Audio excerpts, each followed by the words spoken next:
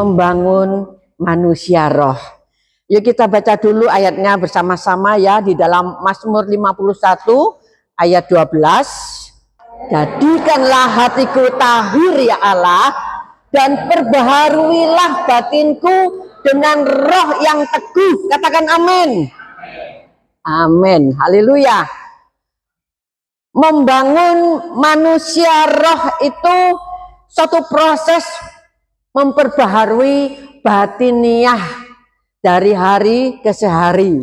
Nah saudara, itu juga yang saya minta kepada Tuhan melalui setiap doa yang kita naikkan kepada Tuhan. Setiap hari, perbaharui batinku ya Tuhan. Karena seperti WL tadi katakan ya, banyak masalah itu membuat batin kita lelah. Dan setiap doa yang kita naikkan kepada Tuhan itu diminta saudara. Jangan hanya minta berkat-berkat. Jadi minta apa? Batinku perbaharui ya Tuhan. Dari hari ke hari. Supaya kita bisa mengatasi setiap masalah dalam hidup. Amin saudara. Ya, siapa di sini yang tidak ada masalah? Ya puji Tuhan kalau tidak ada masalah. Tapi saya percaya ya, setiap manusia itu pasti ada masalah. Ya, selama kita hidup. Kalau di dalam kitab Yesaya, ayo kita baca lagi di dalam kitab Yesaya 40 ayat 29 sampai 31.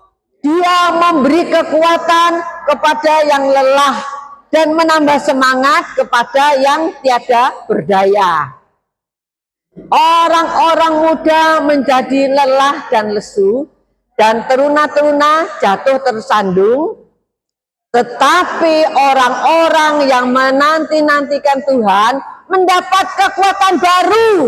Mereka seumpama Raja Wali yang naik terbang dengan kekuatan sayapnya. Mereka berlari dan tidak menjadi lesu. Mereka berjalan dan tidak menjadi lelah. Katakan amin. Burung Raja Wali ini sering diilustrasikan ya sebagai simbol kekuatan.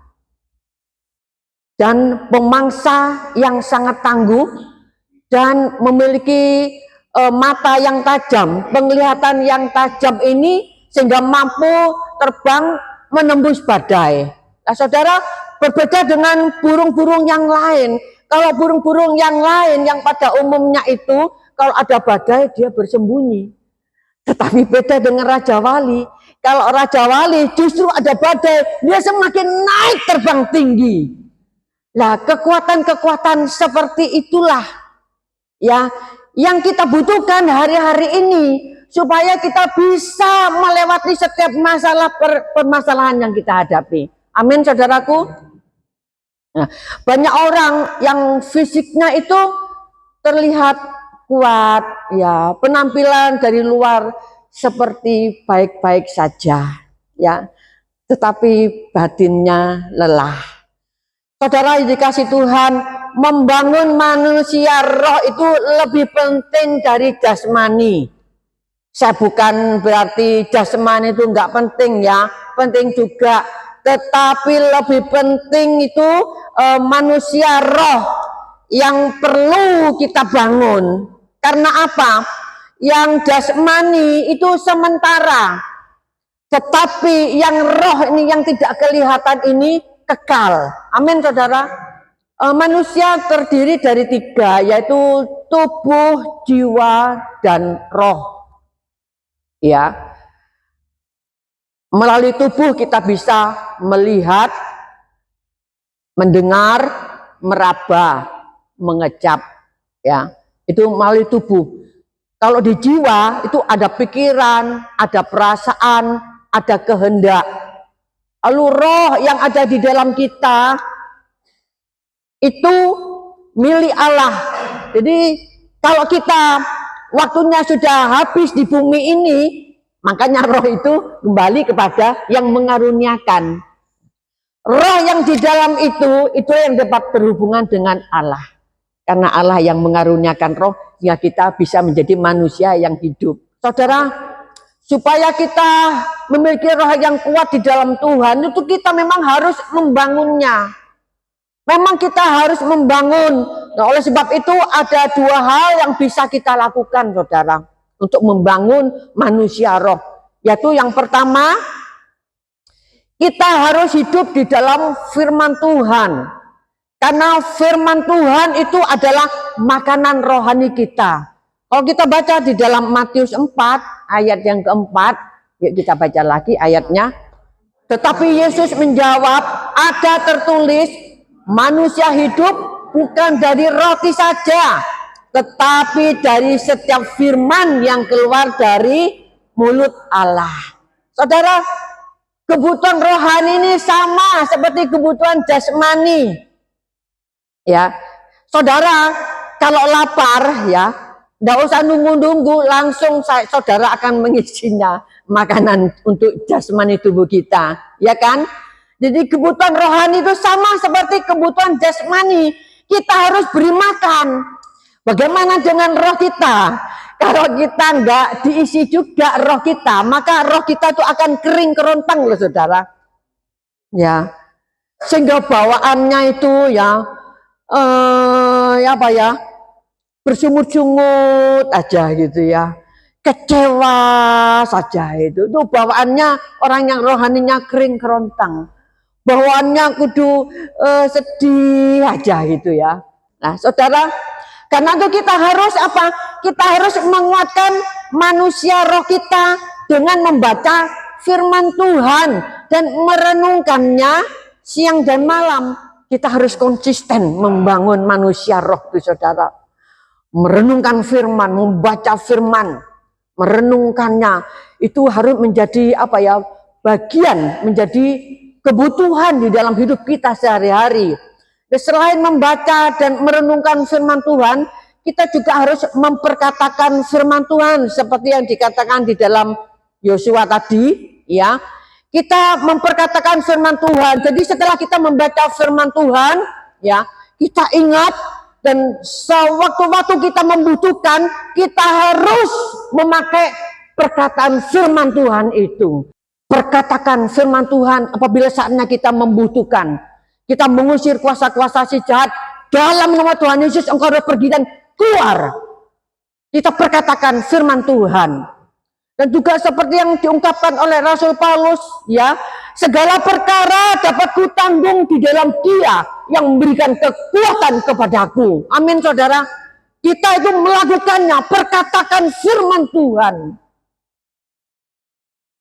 Maka kita akan mengalami pertolongan dan mujizat Tuhan. Katakan dengan iman, katakan dengan penuh keyakinan bahwa itu akan terjadi. Dan kita akan mengalami satu hal-hal yang luar biasa lewat perkataan firman Tuhan yang kita perkatakan itu. Dan yang kedua adalah supaya roh kita kuat, maka kita juga harus hidup di dalam doa. Oh, doa itu luar biasa, sangat penting, saudara, ya. Di dalam Tesalonika 1 Tesalonika 5 ayat 17, ayat ini singkat tetapi maknanya luar biasa. Tetaplah berdoa, karena doa adalah nafas rohani kita. Sebagai orang yang percaya, ya, berdoa itu bukan sekedar suatu kewajiban, tetapi merupakan kebutuhan kita sehari-hari. Saya percaya nggak usah diajarkan, setiap kita anak-anak Tuhan pasti berdoa. Adakah kita yang melalaikan doa? Tidak ada. Saya percaya semua orang pasti berdoa, ya. Entah meskipun hanya sebentar saja doa, tapi kita kan berdoa, ya, mengucap syukur kepada Tuhan, memohonkan pertolongan Tuhan.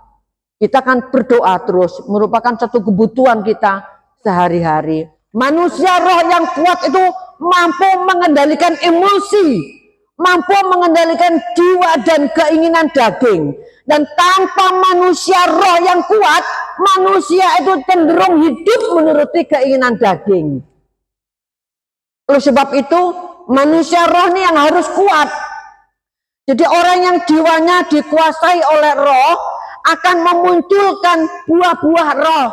Tetapi buah roh ialah ada kasih, sukacita, damai sejahtera, kesabaran, kemurahan, kebaikan, kesetiaan, kelemah lembutan, penguasaan diri.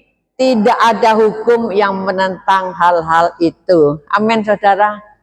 Sebagai ayat penutup saya bacakan untuk saudara ya. Mari kita baca sama-sama ayat penutup 1 Tesalonika 5 ayat 23 ya. 2, 3. Semoga Allah damai sejahtera menguduskan kamu seluruhnya, dan semoga roh, jiwa, dan tubuhmu terpelihara sempurna dengan tak bercacat pada kedatangan Yesus Kristus Tuhan kita. Amin, saudara.